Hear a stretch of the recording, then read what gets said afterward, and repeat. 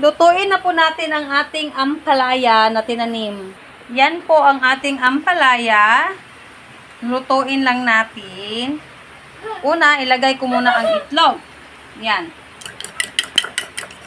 Itlog.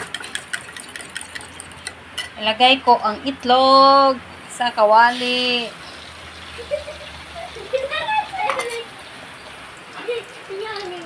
Tapos, giling-gilingin.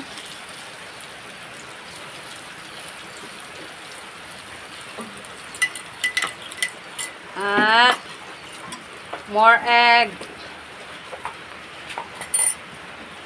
Giling-giling.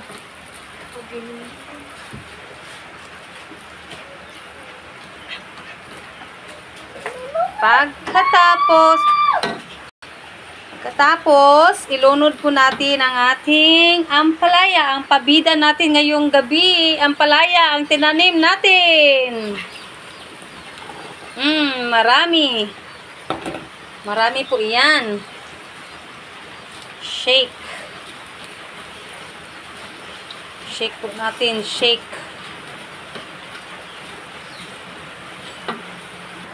At ayan na, luto ng ating ampalaya with itlog. Galing po sa ating garden yan. Tanim po namin to. Yan, mga tanim. Okay? Thank you for watching. Ingat po kayo palagi.